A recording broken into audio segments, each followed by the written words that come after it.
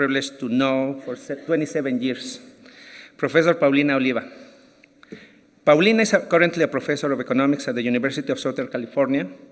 She holds a PhD from UC Berkeley and began her academic journey at the Centro de Investigación y Docencia Económica, CIDE, in Mexico. Her work has appeared in some of the most prestigious journals in economics, including the Journal of Political Economy, the Journal of Public Economics, Review of Economics and Statistics, and the Economic Journal, just to mention a few.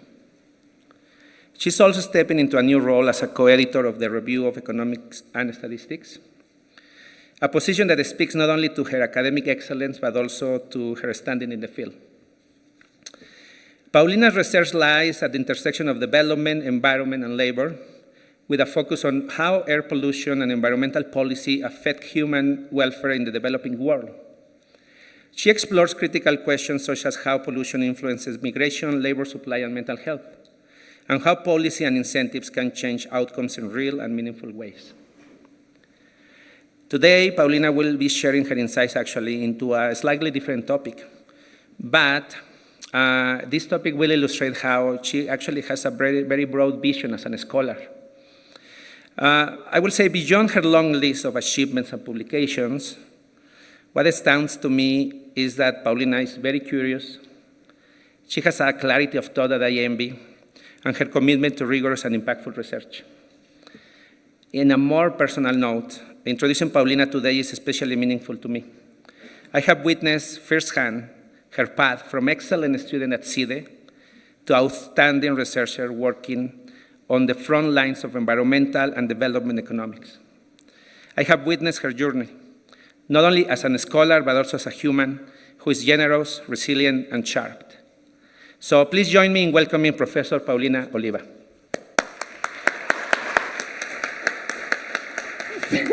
Well, I didn't know the introduction was going to make me cry, but here we are. Thank you so much, Adán, for such a lovely introduction. It's an honor to be here. Thank you so much for the invitation. It's a real pleasure. And I'm particularly happy to be here re-encountering with such old friends like Adán. As he said, it's 27 years that we've known each other. He's one of my first friends and colleagues in the profession. And in the theme of old things is that I come to present this work that has its origins in an idea that Kelsey Jack, my co-author, and I had about 12 years ago, which is that one can potentially use second-degree price discrimination to improve the cost effectiveness of environmental subsidies. This was a bit of a crazy idea that we had many years ago, and it's only until a couple of years ago that we were able to put it into practice in the context of fuel subsidies in Ghana, which I'll talk about today. But you should know that this idea has its origins actually in Costa Rica, where we started thinking about using this second-degree price discrimination to improve the cost effectiveness of payments for ecosystem services. That project didn't come to be, but we kept mulling on this idea that, as Ben mentioned, yesterday, payments for ecosystem services have this big issue, which is the lack of additionality. And another kind of term in economics that we use for lack of additionality is inframarginal payments. A lot of the subsidies, a lot of the payments for ecosystem services goes to people that don't change their behavior in response to these payments. And it becomes a very expensive way of producing an environmental good. So anyways, that's sort of the context in which this idea came about. And let me tell you a little bit about the context where we were able to implement it. So we started from the observation that demand preferences for different sizes of packages or preferences for the heterogeneous preferences for the different demand of different package sizes goes beyond just sort of differences in demand heterogeneity. Okay? More specifically, across many contexts, we see that low-income people gravitate towards small, high-frequency purchases. Okay? And these has been documented to happen even in the presence of bulk discounts, right? So you get a higher discount for the larger package compared to the smaller package. And one could imagine that this comes attached with costs, right? So if you buy the small package, you also have to incur these transaction costs every time you have to buy another package. So in this paper, what we want to ask is whether we can take advantage of that heterogeneity that we see in the world across many contexts for the social good. And particularly to increase the cost effectiveness of subsidies that aim to increase the demand of a socially desirable good. In our context, this is a clean alternative to a very dirty fuel, which is charcoal, okay? So our approach mimics that of a monopolist that knows that there's this heterogeneity in demand in the population and takes advantage of it by offering different sizes of packages, right? And typically, this is done to maximize profits, and typically the outcome of this is a higher price for the small package per unit compared to the larger package. So we have a bulk discount, right? That's what we observe in terms of the monopolist behavior. Our approach differs from the monopolist in that instead of maximizing profit, we're going to maximize an objective function of the social planner. And the objective of the social planner is to maximize the benefits associated with these environmental friendly goods, right? But the monopolist, in this case the social planner, also has to balance the subsidy expenditures, okay? So we come on the heels of a very large literature that has thought about nonlinear pricing, so this second-degree price discrimination idea, for welfare maximizing. But for the most part, this literature has been mainly theoretical, right? And it's only until recently that we started to see papers that try to tackle this problem from an empirical perspective, so to try to put this theories to the test. In particular, I'm citing here a couple of papers, these Kang and these Ross papers. The first one designs a menu of, decides a different kind of differentiated taxes using observational data on consumption of fuel in the context of the US, and only kind of stops at the design, right? And the second paper skips the design altogether and implements a menu of incentives for health behavior, right? But the menu is sort of like a guess in terms of what will work and doesn't do the design phase, okay? So both of these papers and ours are targeting papers, and the sense in which they are targeting papers is that our objective is to direct the subsidy to those individuals or households that are going to deliver the highest treatment effect. Okay? So this is the sense in which we're trying to reduce the inframarginal payments of these subsidies. And as a targeting paper, we also kind of share the space with a very large literature that has been focused on reducing these inframarginal payments in many contexts, but not with second-degree price discrimination. So this is a slight difference from the typical literature. Okay, so we're going to do this. We're going to trying to use second-degree price discrimination for improving the cost effectiveness of subsidies in the context of LPG in Ghana. Okay, so just a little bit about the context here, both globally and locally. So we know that solid fuels are a big problem for the environment. Globally, there's billions of people that still use solid fuels for cooking, which is the dirtiest fuel you can use. And this results in millions of premature deaths due to the pollution generated by these fuels, and also emits a tremendous amount of carbon emissions, so about 1 billion per year, right? And this is, just to kind of put it into context, more or less comparable to the amount of carbon emissions produced by the whole transportation sector in the US, which is about 1.7. So it's in the same order of magnitude. This is a massive amount, okay?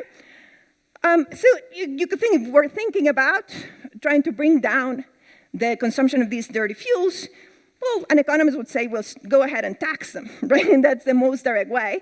But we know, most of us are from developing countries, that that's often socially and politically infeasible. So what we see a lot more in practice is the promotion of cleaner alternatives, okay? In the main clean alternative, so the next rung in the energy ladder, as you kind of get to different levels of development, is liquefied petroleum gas.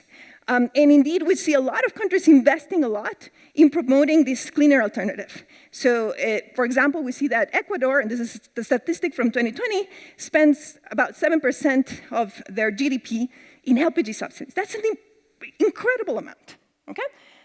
So our question is, how do we make these subsidies more cost-effective, right? How do we make them more useful? So Ghana itself has a very ambitious policy target of moving the share of individuals that consume LPG from about 36%, which is the baseline, to 50% by 2030.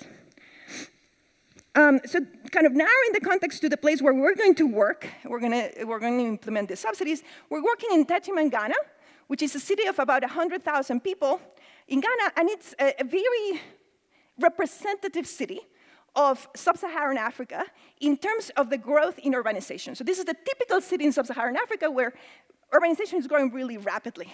This is the type of city that's driving urbanization in Africa, in fact. It's not Accra, it's Techiman, okay? And in this context, we have that most households use charcoal for cooking. So this is an urban context, right? It's not a rural context. And we have low-income households buy small bags, right? That last for about 1 or 2 days, right? And we have high-income households buying larger bags that last for about a month. So this already kind of offers you this insight that this sort of separation across sizes is happening in the context of Ghana as well. But something that's kind of different between charcoal and LPG, which I'll talk about in a minute, is that these charcoal shops are everywhere. They're like in every corner. So the transaction cost of these kind of high-frequency trips are not as high. Yet we see separation. Okay, so let me talk about LPG now in Ghana. So LPG, as in many other countries, comes in different sizes and comes in bulk purchases. So there's the small canister that's 3 kilograms of LPG, and the large canister that keeps about 14.5 kilograms per LPG.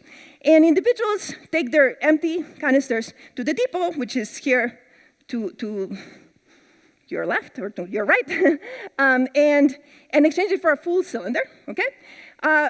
But you know, once they have the small or the large cylinder, but once they own that hardware, they can change it as many times as they want, right? That's sort of like, you know, that's the state of the market. So the policy tool that we have at our disposal is differentiating the subsidy per kilogram by the size of the cylinder that people have, okay? Not by the total amount of LPG demanded, but by the size of the cylinder that people have, okay? Come back to this the distinction in a little bit, okay? All right, so what do we do in order to implement these subsidies? So we start by thinking about what is the policymaker's problem, okay? And the policymaker wants to maximize the consumption of LPG, right? At the smallest cost possible, right?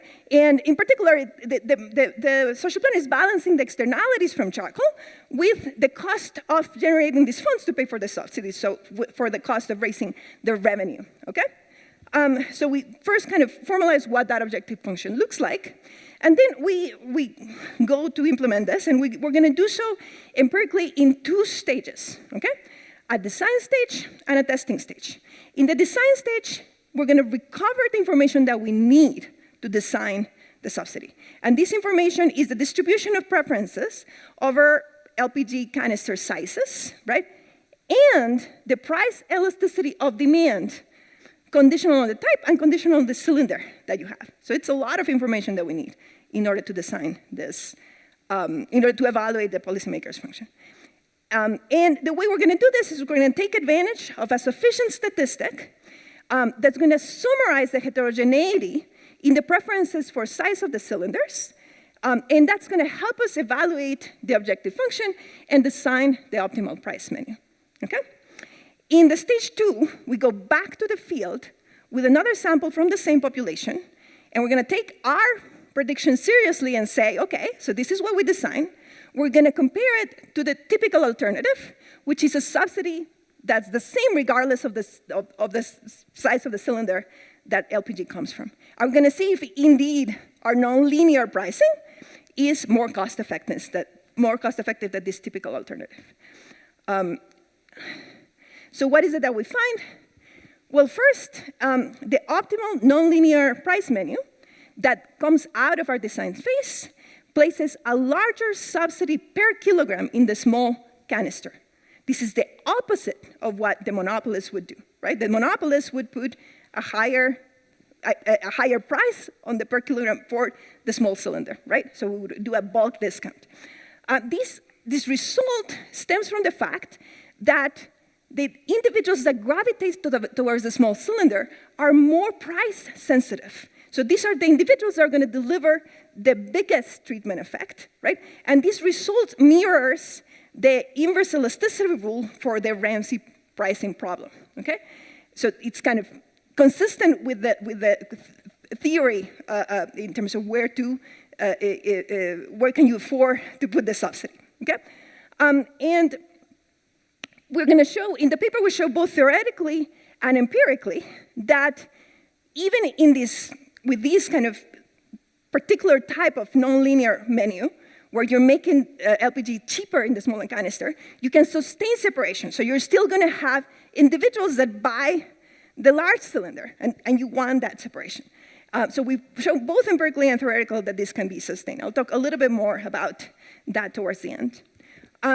So then we go back to the field, right? And we take this menu that we design and we compare it to an equivalent menu, but with flat subsidy per cylinders. And what is it that we find? Well, we find that the nonlinear menu is indeed much more cost effectiveness. In particular, both menus achieve the same level of demand, but the nonlinear menu achieves it with 30% less cost for the social planner, which is quite a bit, okay?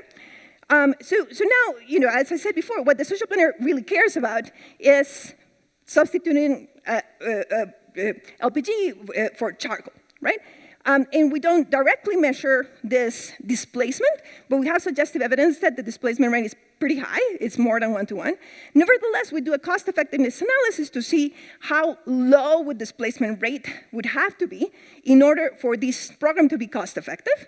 And we find that the displacement rate would have to be very low, about 0.36, so about 36%. The other kind of really nice result that we find that is not in our objective function to begin with, but it's a nice benefit, if you will, is that with this subsidy design, more of the subsidy is directed toward low-income types in the population. So it's a progressive subsidy. And as many of you know, it's hard to find environmental incentives that are progressive. A lot of them are regressive. So what we offer is essentially a proof of concept that one can use quantity differentiated price menus to increase the cost effectiveness of subsidies, and importantly, we offer a guidance for how to design this policy from the beginning and implement it in the field. All right, so let's get started. Let me take a sip of water, because I'm going to get technical in a second. But not too technical, just a little bit. So let me start with a policy objective function, okay? Which again, we need to understand very well to know what we need to extract from the field, right, from the population, to learn in terms of, to learn about what we need to evaluate the function. So just a little bit of notation, okay? So we're going to assume that we have a continuum of types. So what do we mean by types? This is what characterizes the heterogeneity that drives individuals to buy the small cylinder versus the large cylinder. And we're going to summarize it with this variable theta. And we're going to assume that there's a continuum of them. So there's not two types, like it's typical assume, but there's a continuum of types. And this distribution is characterized by a CDF and a PDF that we don't know their forms of. So let's denote the price for the small cylinder as P of Q of S, and the price for the large cylinder as P of Q of L. And then we're going to define this marginal type theta prime, which is the type that is indifferent between the two sizes, right? So low thetas are going to gravitate towards the small cylinder, high thetas are going to gravitate towards the large cylinder, and once you put a price menu for them to consider, there's going to be a type, right, that's going to be indifferent between the two sizes. But importantly, this type is depending on the prices that you set, okay?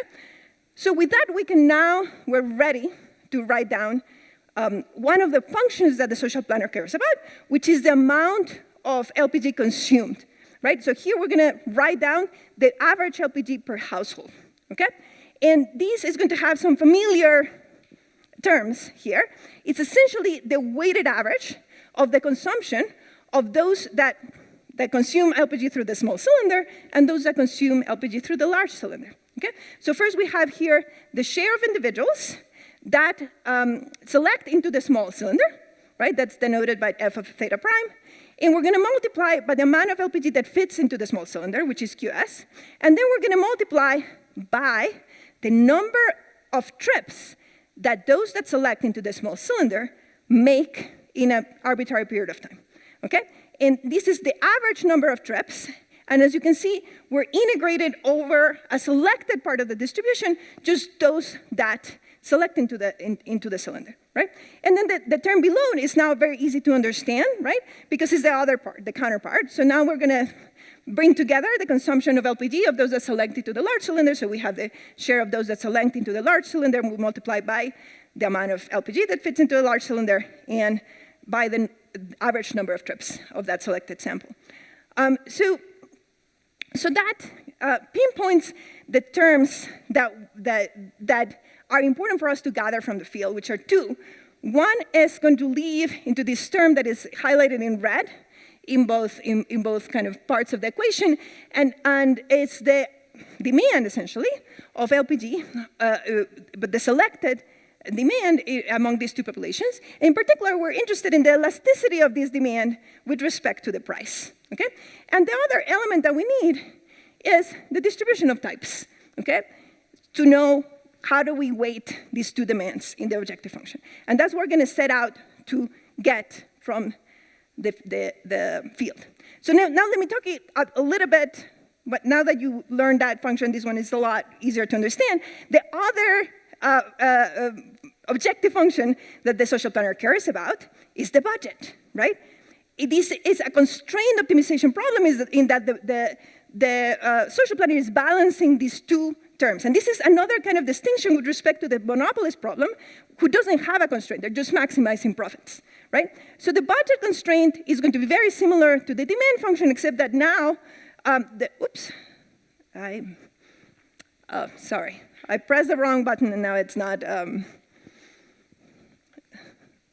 thank you, somebody's fixing it for me. All right, so now we are converting into currency. So we're converting into Ghanaian cedis, in particular the amount of money that the social planner has to spend, which is equal to the market price R times the quantity of LPG that fits in a cylinder minus the price that the consumer pays. So the difference between those two is the subsidy that the social planner has to pay out of pocket, okay?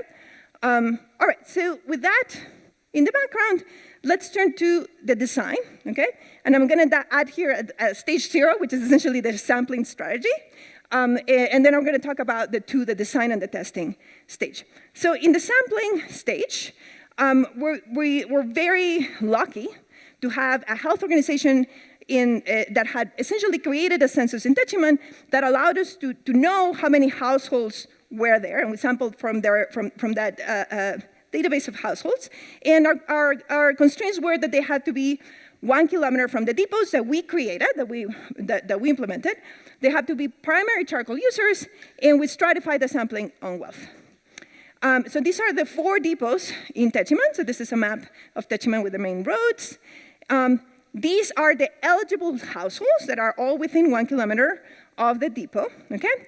And then remember that we have 2 stages. So we're gonna have 2 samples from that population. In the stage 1, we're gonna draw a sample of about 750 individuals that meet the characteristics that I already described. And for the testing stage, we're gonna draw another sample, a different sample from the same population, and we're gonna separate it between treatment and control.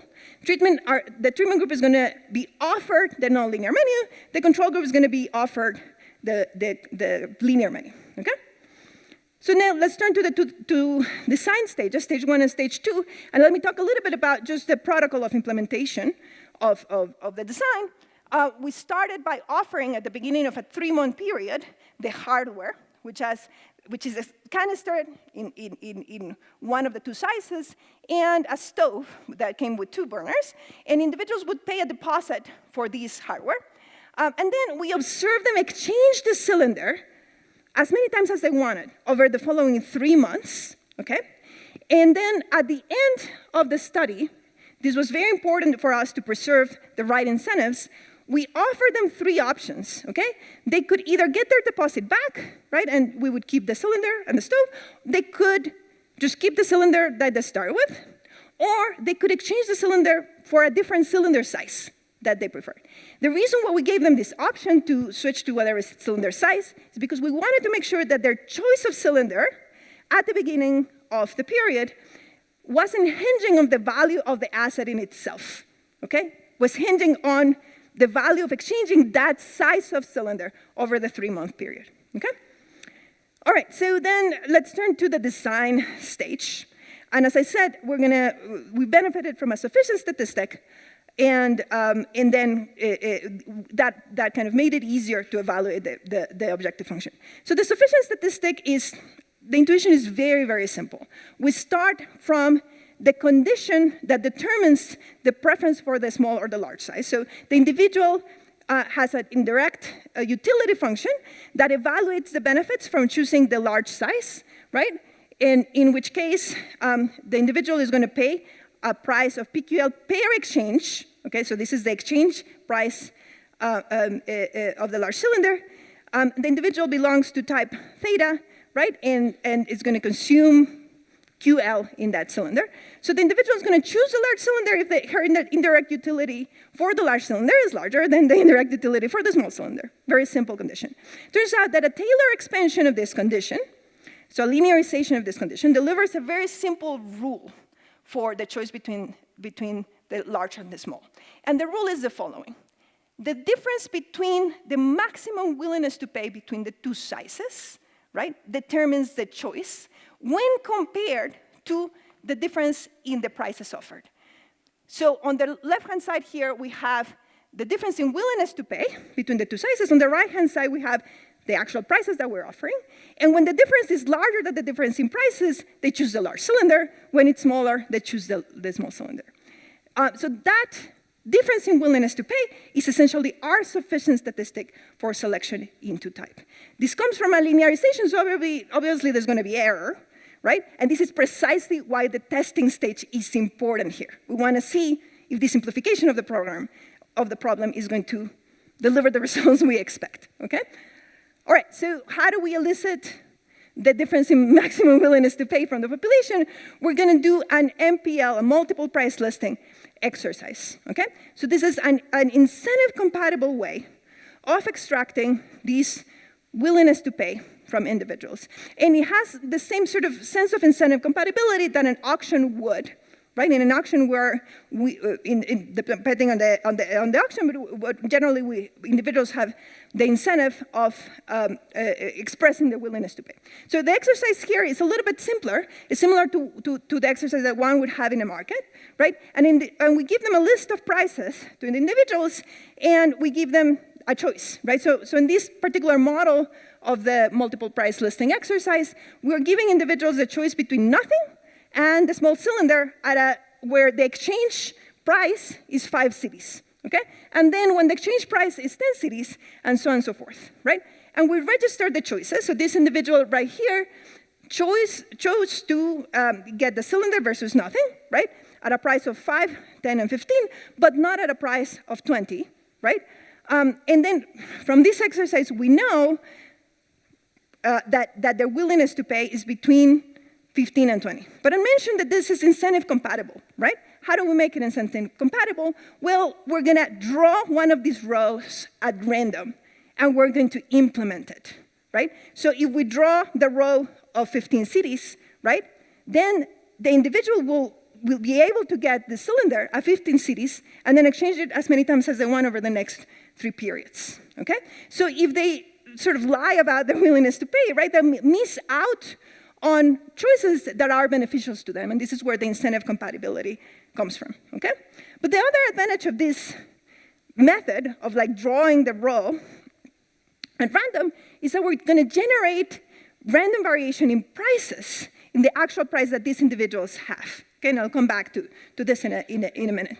So we do this exercise that I described, not only for the small cylinder, but also for the large cylinder, and also for the three-way choice between small, large, or nothing, where we're varying one of the prices, but not the others. And from this exercise, we can recover for each household a proxy for this sufficient statistic, right? Like essentially the difference in prices between, the difference in willingness to pay between the two sizes, okay? So we have that at the household level, okay? So then, as I said, we're going to draw this price, this raw at random, which is going to make it so that both the size and the price are random and conditional on the willingness to pay. And we can observe individuals demand the cylinder over the next 3 months. And what we find is that overall, there's really high willingness to pay for the cylinders. About 96% receive a starter kit through this MPL. Where it becomes kind of interesting is in the three-way choice. What do they prefer between small and large? Okay. So then we observe them for the next 3 months, demanding the cylinder. All right, so now we have the sufficient statistic. It's part of it, right? And we're going to observe the distribution of the sufficient statistic in the population because we have it for every household. But the other element that we need is the demand part, okay?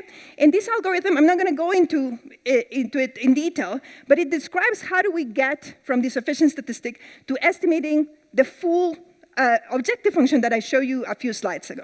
And just kind of to summarize, to say it in a sentence or two, this sufficient statistic drives selection. We use it to produce weights for the probability that an individual will select into the small or the large cylinder.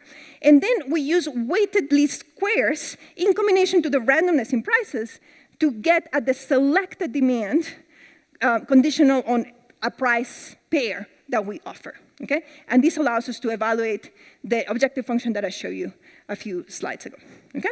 So why is this useful? Well, it allows us to evaluate the function, but also to get a sense of what is the price sensitivity, right? The relationship between the price sensitivity and the type of the individual. So let me kind of explain this insight that we end up with, right? That the price-sensitive individuals are those that select into the small cylinder. So first, let's start with like just the selection into type, which is a simple graph. So in the horizontal axis of this graph, we have the difference in prices between the large and the small cylinder. And in the top line, you cannot distinguish the color, of course. The top line is the share of individuals that select into the large cylinder. And the bottom line, the one that slopes upwards, is the share of individuals that select into the small cylinder. So you can see as the price expands, we get more and more individuals selecting into the small cylinder, and less individuals, right, selecting into the large cylinder, okay? But what's different is not only kind of the selection part, but the elasticity part, okay? We can now see how the elasticity changes as the selection changes, right? So as we move to the right in this graph, we have less and less individuals selecting into the small cylinder, right? And the top line here, it gives me the price elasticity for the large cylinder, and the bottom line gives me the price elasticity for the small cylinder. So when we have a very selected group into the small cylinders, so that's kind of further to the left of the graph, we see a very large price elasticity among those that, despite the price difference being small, are still selected into the small cylinder. They're very stubborn and they really like the small cylinder, right? So when we kind of concentrate selection into the small cylinder, we see this very large price sensitivity. As these groups become diluted by bringing in more types that don't like the small cylinder a lot, but man, you're putting this very large difference, or now kind of choosing the small cylinder, right? We see that elasticity becomes less big in terms of absolute terms and go to 0.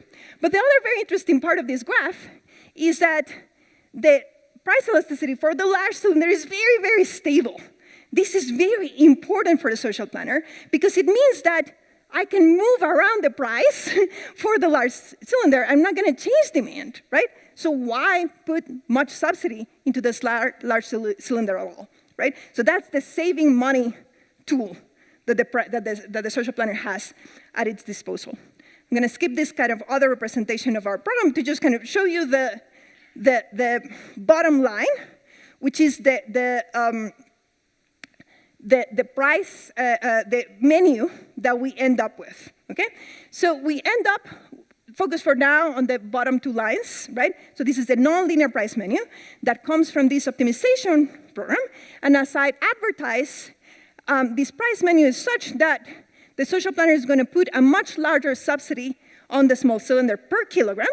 So the price for per kilogram is going to be of 7 cities in the small cylinder versus the price for LPG in the large cylinder, which is going to be 11 cities, okay? So this results in a per canister exchange price of 21 cities for the small cylinder and 160 cities for the large cylinder, okay? And then we have the equivalent linear subsidy that is going to put the same price per kilogram in the two canisters, which is 9.3, right? And as you can see, the price difference of this of the exchange in the cylinders is going to be narrower than in the nonlinear contract, okay? So now, let's turn to the second. So actually, let me say one more thing here before I turn to our results, which kind of highlight the importance of testing, okay? So the way we designed the nonlinear price was by maximizing the demand for the average household subject to a budget constraint, right? So then for designing the linear price, we held the budget constant, right? And we saw what same linear equivalent would deliver the same budget for the social planner. So we designed the linear contract to be budget neutral with respect to the nonlinear contract, right? Now, that's not quite what we got when we tested, and I'll show you the results in a minute. Okay, so now we take this contract back to the field, and we're going to draw a new sample of 915 households from the same population, and we're going to randomize these households to the offer of the nonlinear contract or the linear contract. And then, they choose their preferred size within the menu that they are offered, small or large, whatever they want, and then we observe them exchanging the demand over the next 3 months, okay? So what are the hypotheses of our model? Well, we are, if this nonlinear contract is cost effective, right? There's 2 ways in which it can be cost effective. It can either deliver the same budget, but deliver a larger demand compared to the linear pricing, right? Which is the way we designed it. But it could also show cost effectiveness in another way, which is it could deliver the same demand, but at a lower price compared to the linear pricing, okay? Luckily for us, we pre-specified in the pre-analysis plan that these would be sort of 2 alternative hypotheses that we could meet, and both will show cost effectiveness, okay?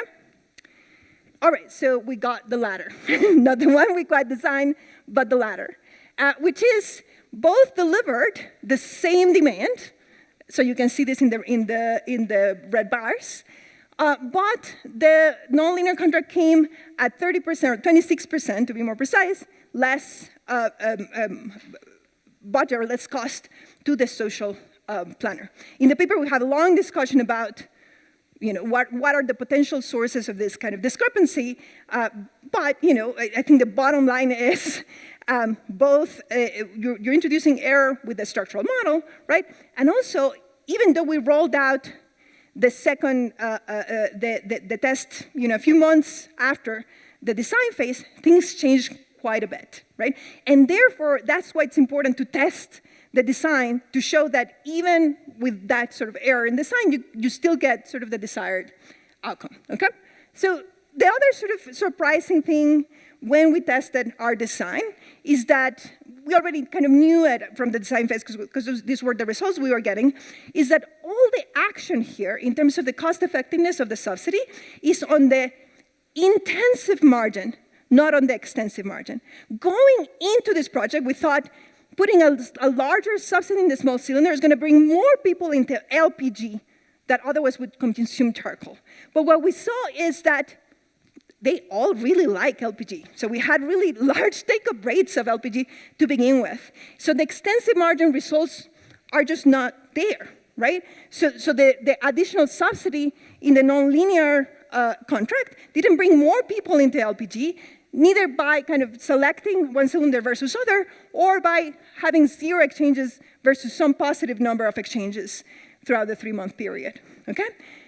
It's all in the intensive margin. Those, I didn't show the results here, but among those that selected into the small cylinder, they have much more exchanges with the nonlinear prices than with the linear prices.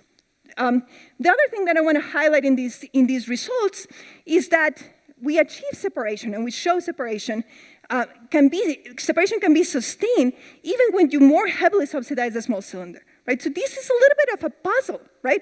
So you're putting a larger subsidy in the small cylinder. People can easily replicate the amount of LPG that fits in the large cylinder by just making more trips to the depot, right? And yet, we see a substantial amount of people select into the large cylinder, even with that heavier subsidy. In fact, compared to the linear contract, only 5.5 people more selecting to small cylinder compared to the large cylinder, right, with respect to the linear contract. So we only switch about 5 people from their preferred size with respect to the linear contract. And this sort of puzzle, this empirical puzzle of why is separation preserved, right, even when under these subsidies, is what our theoretical model tackles, okay? And I'm not going to talk much about it, but I'm going to show you some results that are sort of suggested with the bottom line of the theoretical model. So now we turn a little bit to some additional results in terms of who these subsidies benefit, right? So there's the secondary objective that I alluded to, that is that we want to, ideally, right, direct more subsidies to low-income households. And the other reason why we want to look at this heterogeneity is because our theoretical model that tries to explain this puzzle brings in frictions as a way to sustain the separation equilibrium, okay? So the theoretical model says that separation can be sustained if there are frictions that in this context are very plausible, which are saving costs and different transaction costs, right? And the theoretical model also tells us that we need heterogeneity across the population in one of these frictions. It's not, we could have it in both, but heterogeneity in one of these frictions suffices to sustain separation, but we have to have the existence of both of these frictions in the wild, essentially, okay? So what do we find when we look at different individuals? We find that indeed the nonlinear price treatment directs more of the subsidy to the less wealthy, and to the savings constraint, which is consistent with the theoretical model. So those that are more saving constraints are gravitating towards the small cylinder, and it's that friction that sustains separation even in the face of this nonlinear pricing. Okay, I think I've said all of this. So let me just say a word about the cost-benefit analysis. So we didn't have a pure control group, so a control group that did not receive any subsidy at all. But we can get a sense of the displacement by looking at how the demand for LPG changed before the subsidy, from the baseline, right, to the treatment stage. And that suggestive evidence tells us that displacement was actually pretty high. That was probably above 1-to-1, okay?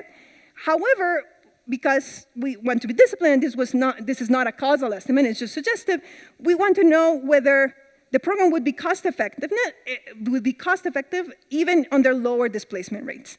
And we find that it's indeed so, okay? So you can see here that even under very low prices, even on the very low prices for the social cost of carbon, right? Our program would be cost effective, even if the displacement rate was about 0.36, okay? We think that we are on the kind of far end of this graph, but the program remains cost effective even under lower displacement rates. And you can see here the dotted line is the nonlinear contract, whereas the solid line is the linear contract. So this nonlinear contract improves cost effectiveness, which is exactly what we predict. All right, so just to summarize, I thought it was going to be short in time, but I think we're good. So there's growing interest in the use of price discrimination to increase program impact. We demonstrate how a policymaker can design optimal nonlinear subsidies to achieve this social objective. And importantly, we test this implementation strategy in the context of cleaner fuels in Ghana. We have a two-stage approach to design and then test this menu of contracts. In the first stage, we collect the data that we need in order to evaluate the social planner's function. And in the second stage, we evaluate the performance of in a similar sample. So what are some of the punchlines? We get that a lot of the subsidies directed to lower income consumers. These lower income consumers have higher saving costs and low opportunity cost of time. We find that this preference for small size purchases coincides with a higher sensitivity for prices, okay? Which means that the optimal thing to do here is quantity markups as opposed to quantity discounts. And this is what maximizes the objective function of the social planner. All right, so I'll wrap it up here so we can have a little bit of a discussion.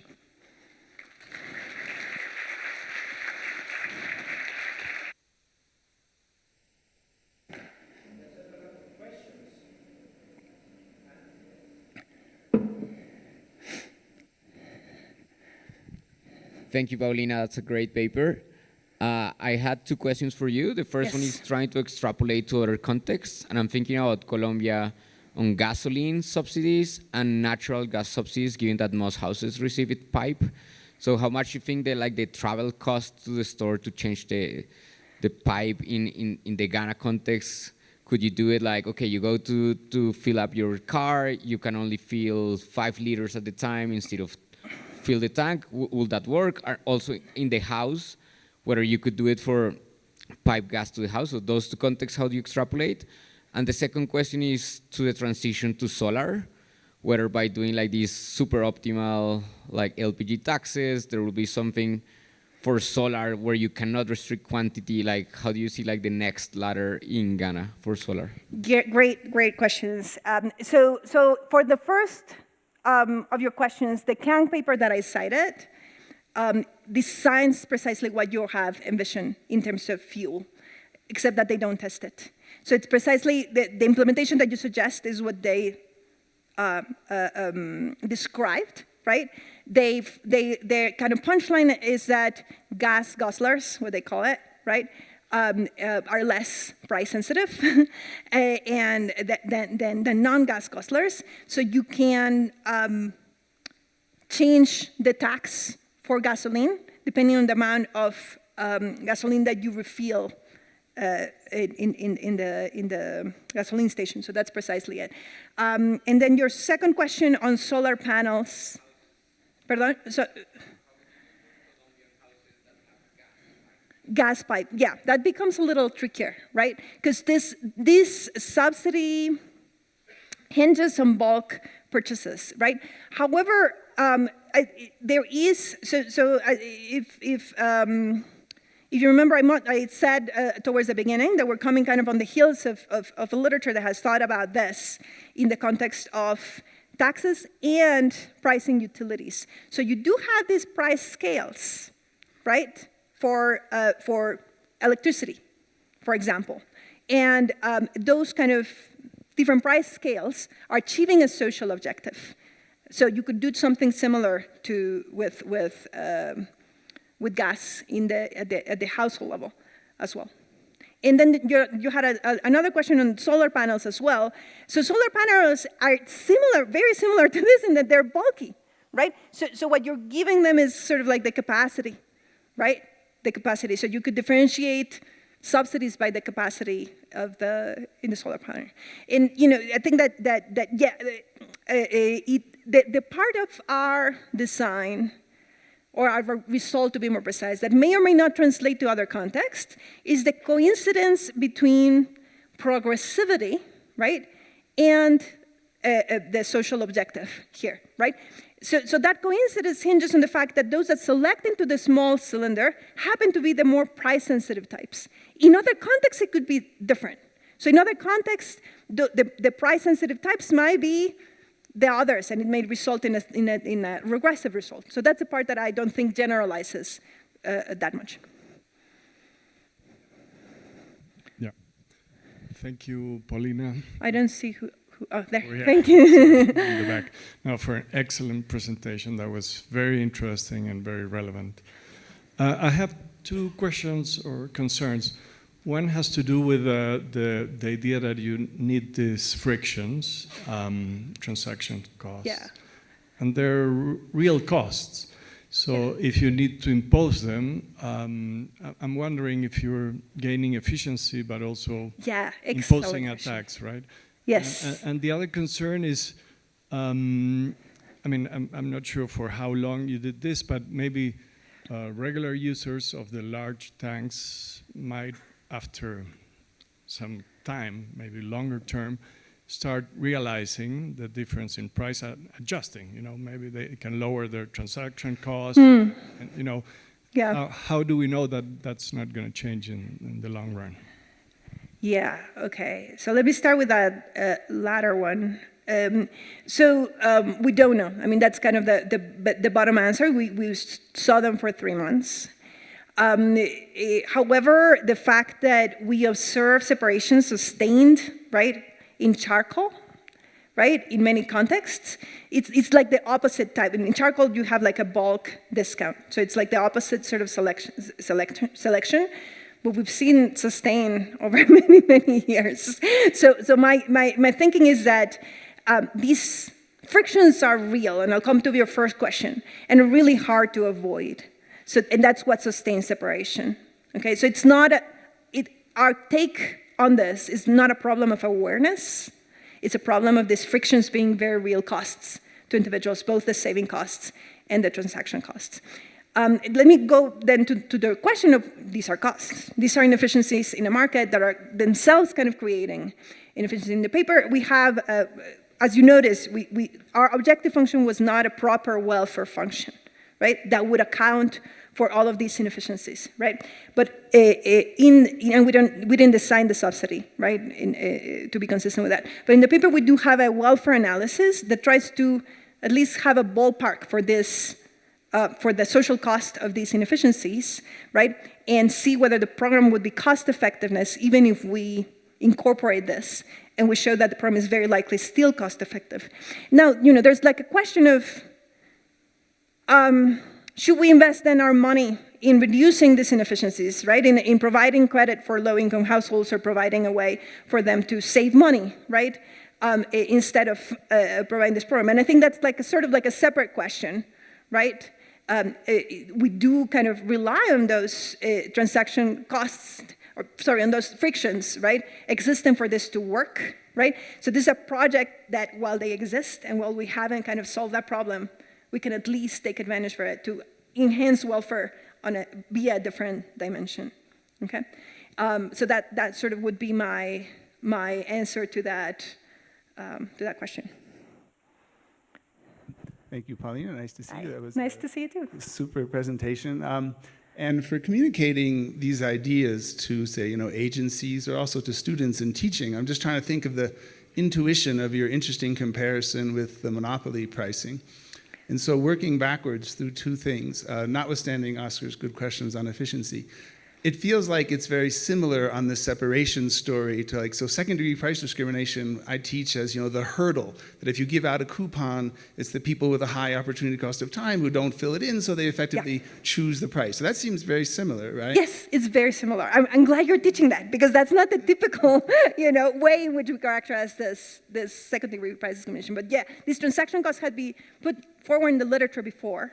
Perfect. As sources of separation. Perfect. And then going back to the first one, because you differentiated, I think the way you said it was sort of just maximizing profit versus also wanting to raise demand. So I'm trying to think of this who gets the high price comparison. And I think monopolists just want to maximize profit, right? So they want to raise price, but without lowering quantity. So they put the high price on the low elasticity, right? Right. So you also put the high price on elasticity, but I think it's for a different reason. No, Like, I put I put the high price on the low elasticity because you on don't the, subsidize. yes, exactly, yeah. So you do Yes, the same exactly. thing actually, but for a different reason, I think. Because Yes. if you lowered the price, Yeah. they're inelastic and they wouldn't go up in quantity, and you have this separate quantity goal. Right. Whereas if you lower the price on the other Yes. folks, you get it. Is that right? That is right. Okay. And I'm glad to have that insight because I hadn't thought about it that way before. But that is correct. Yeah.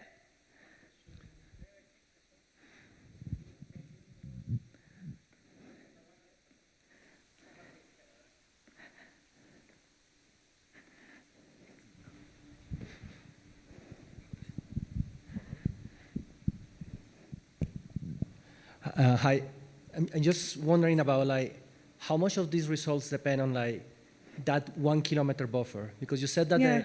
the supply of the charcoal and this transaction cost might get worse if you start to think about like, Yeah. or do you put in the cost benefit analysis the idea of like having one station that basically like creates like little buffers? Yeah, so I have two answers to that. So if you remember in my map, let's see if I can go back to it.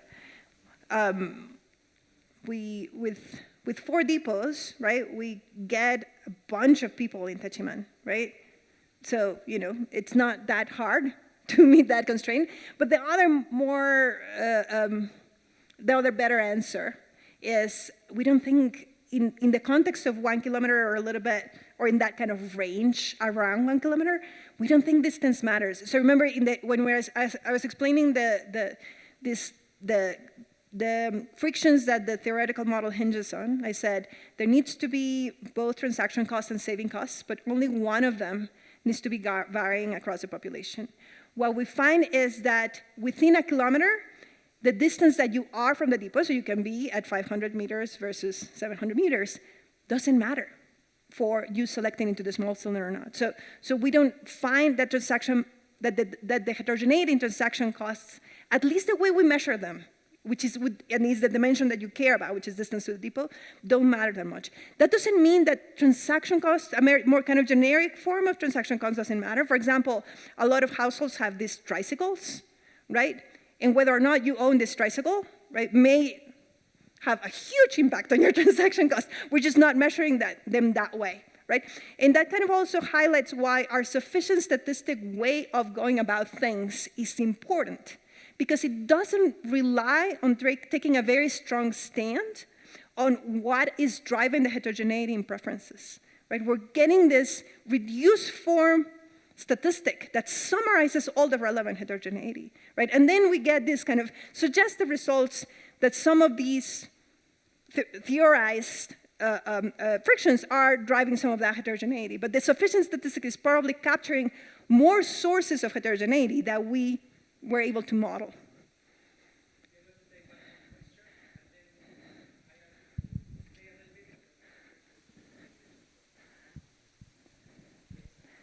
Hi, Paulina. Thank you. And now I see many times things that we talk about in here. I was thinking in a similar context that you talk a little bit about the question with Santiago, but in some ways an opposite. So electricity tariffs in Mexico were probably designed in this way for the time in which you were switching from other source of energy to the network, and the network is like very fossil fuel intensive, like 80% of. But now you want to switch to solar, and you have a linear subsidy in the green technology and a non-linear subsidy on the fossil technology. I don't know if you have thought how to fight or revert this kind of thing. This is an excellent question, and it is one of our ideal next stage projects for these type of subsidies, which is because there's a ladder, right, and we want to progress in a ladder. We should think of the subsidies as not permanent, right? We should be able to transition out of them somehow, right? And nobody has given a lot of thought. That's why, Ecuador still has that really high subsidy in LPG that's probably not longer necessary, right? So how do we transition out of these subsidies? And we find, I don't have like a concrete answer yet, but we find suggestive evidence from these and other sister projects in this context that have different schemes for subsidizing LPG, that there's huge amount of learning on this technology. So those households that have had experience with LPG have a much higher willingness to pay for it than those that don't. So I think part of the answer has to do with that there's learning about how convenient this technology is. I don't have to wait until my charcoal, lights up to heat up my my tea, right? More importantly, right, once I light up the charcoal, I better finish it because I cannot turn it off, right? LPG, I just have to turn it off and on. It's a lot more convenient than charcoal for cooking. And the other sort of aspect where this learning comes in is that there's quite a bit of fear of LPG in the baseline. So when we went out in the field and we asked especially elderly people about what sort of deters you from adoption of LPG,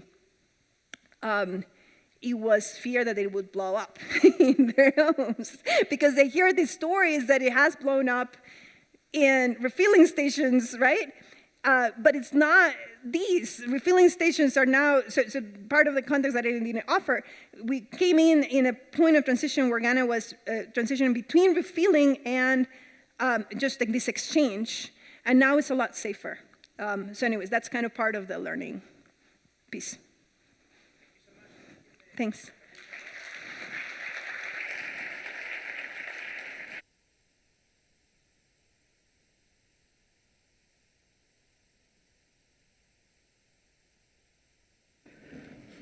Thank you, Paulina, for this wonderful presentation. Now, some announcement for the rest of the day. Following, we have the break in the 5th floor. And after that, we will have our 3rd round of parallel sessions. Remember that you cannot bring drinks into the auditorium, but you can take your coffee into the classrooms for the special session, so don't worry.